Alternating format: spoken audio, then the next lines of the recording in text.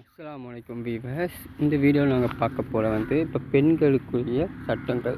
இப்போ பெண்கள் சட்டம் விஜய் எடுத்தனால இப்போ விஜய் திருமண துறையில் என்ன பண்ணிட்டான் என்று கேட்டீங்களா? அப்போ திருமண துறையில் விஜய் எப்படி நடித்திருந்தா என்ன, இப்போ எப்படி இருக்கான்னு பார்க்கணும்.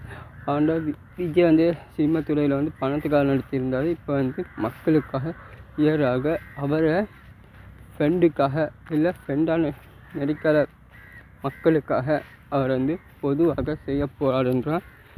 இதான் இது. இப்போ விஜய் என்ன நடந்துருக்கு, இந்த கொல்லப்பட்ட பெண்கள், அந்த காப்பாற்றப்பட வேண்டிய பெண்கள், இப்போ 3 பெண்களுக்கு எடுத்த ஒத்தனையே போலீஸாரால் ஆதாரம் இருந்தும் அவங்கள கைது பண்ண முடியாத ஒரு சிச்சுவேஷன்.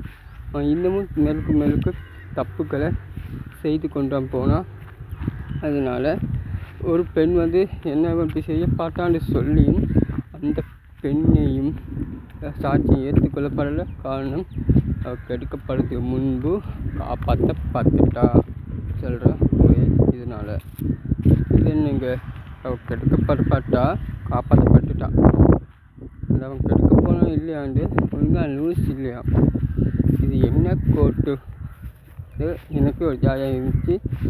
இன்னும் இதாக்குறதுக்கு மற்ற ஆதாரங்கள் கிடைச்சாலும், மற்ற கொலைகளுக்குரிய ஆதாரங்கள் கிடைச்சாலும், அது இவனால் இது செஞ்சானாண்டு ஆதாரம் ஒழுங்காக நிற்காதனால அவன் விடுவிக்கப்பட்டிருக்கிறான் என்றும் ஒரு கேஸ் இது செஞ்சது. எத்தனையோ குற்றவாளிகள் போய்க்கிறாங்க. அந்த ஒழுங்கான ஆதாரம் கோர்ட்டுக்கு செல்லாதனால ஒழுங்கான குற்றவாளியும் தண்டிக்காமல் போகிற சிச்சுவேஷன் அதிகமாக இந்தியாவில் நடக்குது. அந்த சட்டத்தையும் ஓட்டுன்னு சொல்கிற அதை வச்சு சிலர்கள் தப்புக்கு மேலே தப்புக்கள் பண்ணி கொண்டு போயின்னா இருக்கிறாங்க. இதனால் நம்ம இன்னும் பார்த்து எச்சரிக்கையாகவும் நம்ம இருக்க வேணும்.